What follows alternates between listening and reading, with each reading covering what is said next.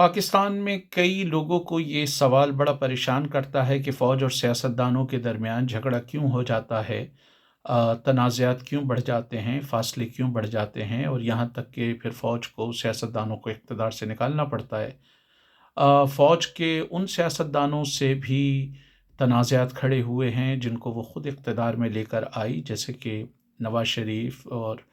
P T I کے عمران خان صاحب کے بارے میں بھی یہی کہا جاتا ہے۔ ان کے ناقدین کہتے ہیں کہ انہیں فوج اقتدار میں لے کر آئی۔ کئی ماہرین کا خیال ہے کہ اس کی بنیادی وجوہات جو ہیں وہ معاشی ہیں۔ ان کے خیال میں فوج کا جو سرمایہ ہے وہ اب مونوپولسٹک اسٹیج میں داخل ہو گیا ہے، اسی لیے وہ میاں منشا سے بھی کلیش میں آتا ہے، نواز شریف سے بھی کلیش میں آتا ہے، ملک ریاض سے بھی کلیش میں آتا ہے اور دوسرے سرمایہ داروں سے بھی کلیش میں آتا ہے۔ حالانکہ ملک ریاض اور اسٹیبلشمنٹ کا ماضی میں بڑا قریبی رشتہ رہا ہے اور یہ تصور نہیں کیا جا سکتا تھا کہ ان دونوں کے درمیان کوئی تنازع ہوگا۔ معاشی ماہرین کا خیال ہے کہ فوج کا معیشت میں بڑا عمل دخل ہے اور 12 لاکھ سے زیادہ ایکڑ کی زمین جو ہے وہ اس ادارے کے پاس ہے۔ جو فوج کے صنعتی ادارے ہیں، چاہے وہ فوجی فرٹیلائزر ہو، دلیا ہو، سیمنٹ ہو، عسکری بینک ہو اور دوسرے ادارے، فوج کے جو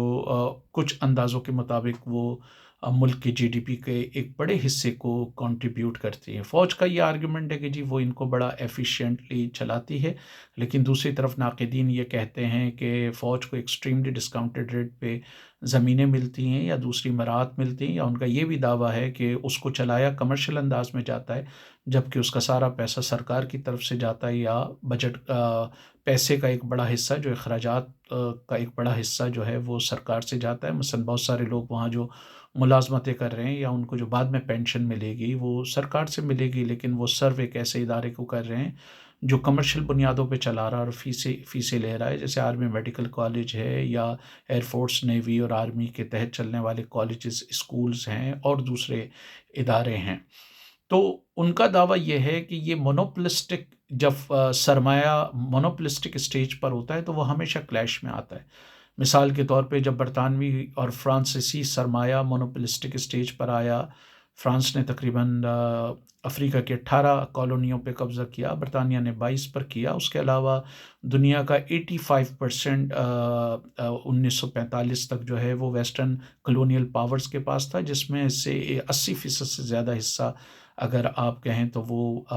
برطانیہ اور فرانس کے پاس تھا، یا 70% سے کم از کم یہ زیادہ ہوگا۔ اس کے علاوہ اسپین اور پرتگال بھی کلونیل پاورز تھے، بیلجیم بھی کلونیل پاورز تھا،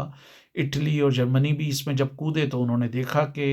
فرانسیسی اور برطانوی جو کیپٹل ہے وہ آلریڈی مونوپولائز کر رہا ہے۔ برطانیہ نے اپنے کلونیل ادوار کے ابتدائی اشروں میں ایسٹ انڈیا کمپنی کو ایکسکلوسیو رائٹ دیے، نیویگیشن بل کے ذریعے اس نے جو ہے وہ اپنی کمپنیز کو فائدہ پہنچایا اور کسی طرح کے کمپٹیٹر کو جو ہے وہ اپنے مقابلے میں نہیں چھوڑا اور نہ ان کو انڈین مارکیٹ اور دوسری مارکیٹوں میں داخل ہونے دیا۔ فرانس نے اسی طرح نارتھ افریقہ، انڈو چائنا اور افریقہ کی دوسری کالونی میں جو ہے وہ کمپٹیشن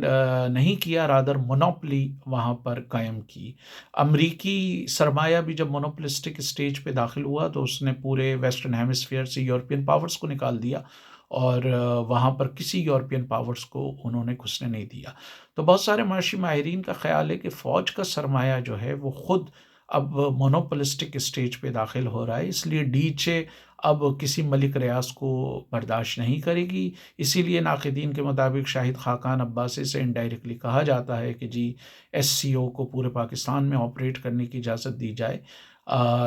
لیکن اگر ایس سی او کو پورے پاکستان میں آپریٹ کرنے کی اجازت دی جائے گی تو مارکیٹ کمپٹیٹیونیس کہاں جائے گی؟ مثلا اگر فرض کریں کہ فوج کا کوئی ادارہ لاہور یا کراچی میں اپنے آفس کے لیے کوئی زمین لیتا ہے، وہ اس کو ڈسکاؤنٹڈ ریٹ پہ ملے گی۔ وہی زمین اگر موبلنگ، زونگ یا ٹیلی نور لیتا ہے، اس کو اربوں روپے کی تو خالی زمین ملے گی، پھر کروڑوں روپیہ یا اربوں روپیہ ممکنہ طور پہ انہیں انفراسٹرکچر پہ لگانا پڑے گا، ملازمین کی تنخواہوں پہ لگانا پڑے گا، جبکہ فوج کیونکہ حکومت کا ادارہ ہے تو اس پر یہ تمام چیزیں نہیں ہوں گی۔ اسی طرح بینکوں کے حوالے سے بھی بات کی جاتی ہے۔ کچھ لوگوں کا خیال ہے کہ इंटरेस्टेड हैं कि वो मुल्क का जो बड़ा बैंक है वो इनके कंट्रोल में आ जाए। तो फ़ौज के पास जहाँ ज़मीनें अच्छी खासी, फ़ौज के एक इदारे के पास 12 लाख एकड़ से ज़्यादा ज़मीनें, जो पुराने स्टैटिस्टिक हैं, अब बज़ाहिर ये लगता है कि वो सरमायादारों से भी, जागीरदारों से भी क्लैश में आ रहे हैं, क्योंकि उनका ज़राअत में भी इन्फ्लुएंस पड़ रहा है, और माहिरीन का ख़्याल है कि अगेन वो हर जगह मोनोपोलिस्टिक स्टेज पे दाखिल हो रहे हैं। ज़राअत में अगर वो कैनालें तामीर करके, मुशर्रफ के दौर में भी थल कैनाल बनाई गई, अब भी 6 कैनालें बनाई जा रही हैं, तो वो अब जागीरदारों से भी क्लैश में आ रहे हैं, सरमायादारों से पहले ही वो क्लैश में थे। तो सरमायादारों ने हथियार डाल दिए और उन्होंने कहा कि ठीक है, हम इनके साथ मिलकर काम करते हैं। तो बहुत जगह जॉइंट वेंचर होते हैं, या वो जो इस्टेब्लिशमेंट का या फ़ौज का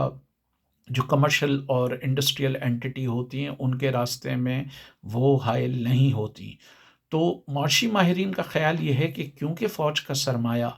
जो है वो मोनोपोलिस्टिक स्टेज पे दाखिल हो रहा है, इसलिए जो उसके साथ मिल के चले तो ठीक है, वरना अब वो दूसरों को उस तरह काम नहीं करने देगा। जो मार्केट कॉम्पिटिटिवनेस होगी वो उस तरह नहीं होगी, क्योंकि हर मामले में अगर ओपन बिडिंग हो, डीएचए की ये ज़मीन चाहिए, उसकी ओपन बिडिंग हो, एनएलसी का कॉन्ट्रैक्ट हो, या फ्री इंटर वर्क्स ऑर्गेनाइजेशन का कॉन्ट्रैक्ट हो, अगर उसकी ओपन बिडिंग हो तो शायद दूसरे भी कॉन्ट्रैक्टर अच्छी बोली दें और वो ठेका फ़ौज को ना मिले। इसलिए फ़ौज का क्लैश जो है वो मलिक रियाज से, और माजी में उसका क्लैश नवाज शरीफ और दूसरे सरमायादारों से भी रहा। तो जब तक इस मोनोपोलिस्टिक स्टेज को नहीं समझा जाएगा, फ़ौज और सियासतदान के दरमियान जो मफादात का टकराव होता है, जो तनाज़ा होता है, उसको समझा नहीं जा सकता।